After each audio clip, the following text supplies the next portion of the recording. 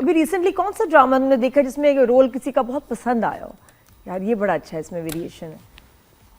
यार सच पूछो तो मैं ड्रामे, अजीब सी बात है, लोग कहेंगे झूठ बोलती है, लेकिन ये सच है कि मैं मतलब काम करती हूँ, लेकिन मैं ड्रामे देखती नहीं हूँ। और ये इस अच्छा। ड्रामे में जावियर और इमरान का काम देखा, ज्यादा अच्छा किसका कैरेक्टर लग रहा है? जावियर के साथ तो मैंने पहली बार काम किया है और उसने बहुत मेहनत की है, और मतलब जम के वो सामने आया है और दिल से उसने काम किया है।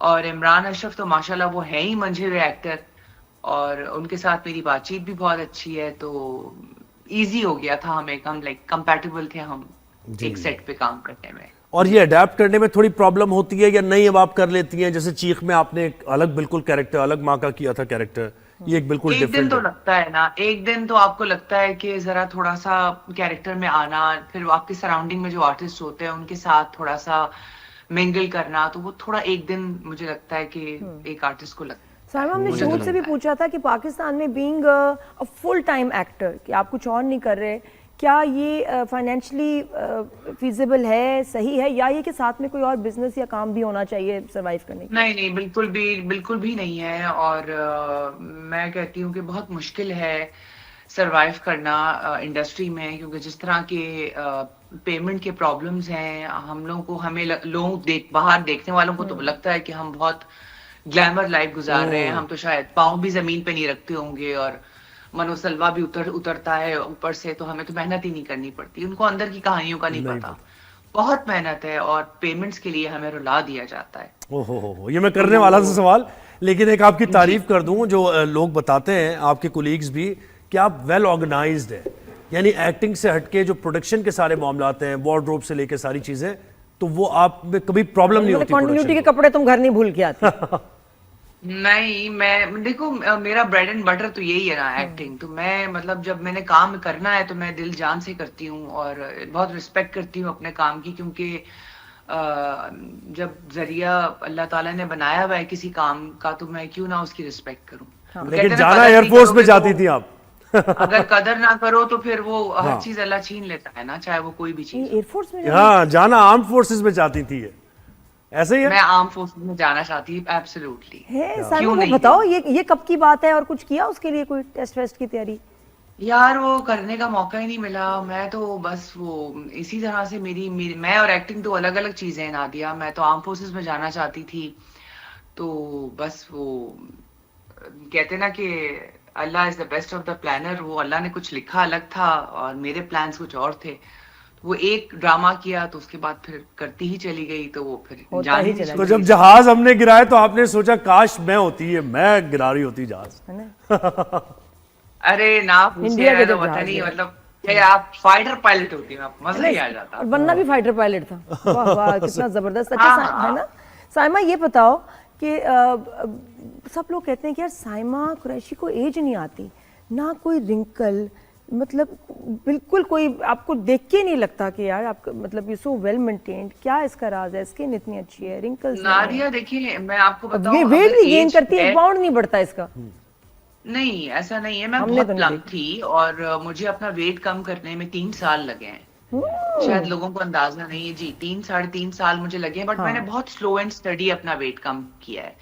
और जहां तक एज की बात है, तो एज जब आएगी तो नजर भी आएगी, वो मैं कितना छुपा लूंगी। और मैं अब जहां तक मेरी लाइफस्टाइल की बात है, मैं बहुत डिसिप्लिन्ड हूँ। मैं रात जल्दी सो जाती हूँ, सुबह जल्दी उठती हूँ, मैं जुम्बा करती हूँ, मैं जिम जाती हूँ, मैं डाइट कॉन्शियस हूँ।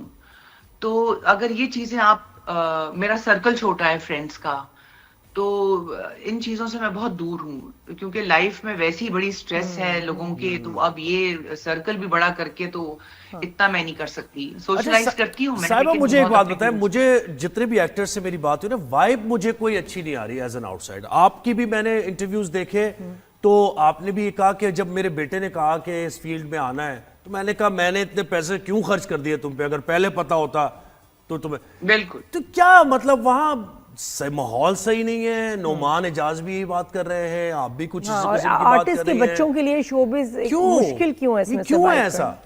मेरा तो खैर मेरी औलाद के साथ बड़ा फड्डा था, मैं तो बड़ी जंग की थी उसके साथ कि तुमने इसमें नहीं आना। देखिए माहौल तो आप खुद बनाते हैं, माहौल तो आप कहीं भी चले जाएं तो मतलब वो तो डिपेंड करता है आपके ऊपर। आप स्कूल चले जाएं, कॉलेज चले जाएं, बैंक चले जाएं, हॉस्पिटल बिल्कुल चले बिल्कुल। जाएं, तो ये माहौल की कोई बात नहीं होती है। आप अच्छे हैं, सब अच्छे हैं। लेकिन मना बात क्यों ये किया आपने? मना करना और आई बात है थिंक ना कि नहीं फाइनेंशियल भाई तुम नहीं आओगे इसमें, मैं नहीं चाहती। फाइनेंशियल क्यों? देखिए स्टेबिलिटी। इसमें नहीं, फाइनेंशियल स्टेबिलिटी तो खैर मुझे नहीं पता, मेरे लिए तो बिल्कुल भी नहीं है, लेकिन मैं कर रही हूँ। लेकिन देखिए इसमें करियर, आप इसमें करियर नहीं बना सकते हैं। मैंने अपने बेटे से कहा था कि व्हाट इफ अगर तुम नहीं चले तो तुम्हारा ये टाइम खत्म हो जाएगा। जो तुमने एक अच्छी जगह कोई बिजनेस करना है या कोई जॉब करनी है, वो वहां लगाओ टाइम। ये तुम इसको शौक में रखो, टाइम पास रखो, क्योंकि ये टाइम पास ही है तुम्हारे लिए। क्योंकि मैंने उसको एजुकेशन बहुत अच्छी दी है, तो मैंने उसको कहा था कोई अच्छी चीज करो, नहीं जॉब करो, लेकिन कोई ये अच्छी सर साहब ये जॉब क्या करो। अच्छी चीज करो, एजुकेशन दी है मतलब एजुकेटेड लोग अगर आएंगे फील्ड में और फुल टाइम जॉब है, डेडिकेटेड होना चाहिए देखिए एक्टर अब को। बात ये नहीं है, बात मैं ये नहीं कह रही हूँ, बहुत अच्छी अच्छी फैमिलीज के बच्चे आ रहे हैं, बहुत अच्छे अच्छे लोग आ रहे हैं। द प्रॉब्लम है सिर्फ एक हमारे एंड से नहीं है ना, हमारी अच्छी एजुकेशन, हमारी अच्छी चीजें ले रहे हैं, तो ये तो इट्स अ टीम वर्क ना, तो ये तो आपकी तरफ से भी एफर्ट होना चाहिए नहीं, ना। और जो दूसरी पेमेंट फैमिलीज आपका के लोग डिले हैं होता है, उनको अंदाजा नहीं है, उन्होंने आपके देखा नहीं, हम तो प्रोफेशनलिज्म नहीं सालों है, देख के आ तो रहे ये चीजें तो नहीं सिर्फ आप सामने वाले से एक्सपेक्ट करें कि जी वो पढ़ा लिखा हो, वो हमारे माहौल को खराब ना करे, वो हमारी शूट कैंसिल ना कराए। नहीं, ऐसे नहीं होता, इट्स अ टीम वर्क। तो अगर मैं काम कर रही हूँ, तो मैं अगर आपको 100% दे रही हूँ, तो फिर आप भी तो देना।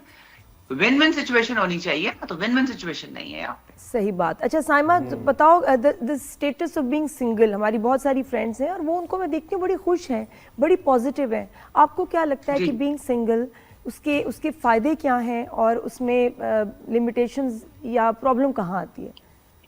देखिए बीइंग सिंगल, मेरा जरा ये है थोड़ा सा प्रॉब्लम ये कि मेरे सर पे ना वालिद हैं ना भाई हैं, मैं अकेली हूँ।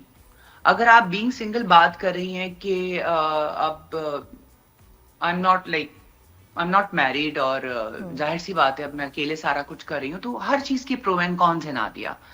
अगर आप सिंगल की बात करती हैं तो सिंगल में ये है कि आप मुझे लगता है कि जो औरतें सिंगल हैं वो जरा लंबा जीती हैं और खुश रहती हैं और स्ट्रेस नहीं होता उनको, बिकॉज अब उस तरफ से तो स्ट्रेस नहीं है कि आपको कोई जवाब दे है या कोई आपको कोई टेंशन दे रहा है या लड़ाई झगड़े हो रहे हैं, या लाइक रिलेशनशिप में जब आप होते हैं, चाहे वो शादी है चाहे वो जो भी है, तो उसमें कहीं ना कहीं प्रॉब्लम्स तो आती हैं। बिल्कुल। और सिंगल अगर आप हैं तो सिंगल में भी कोई ये नहीं है कि मैं कोई 24/7 पार्टी कर रही हूँ या बिल्कुल। लाइफ में बहुत मजा है, लेकिन अल्हम्दुलिल्लाह बहुतों से बेहतर हूँ, खुश हूँ, स्ट्रेस नहीं है, और मैं किसी को जवाब भी नहीं हूँ।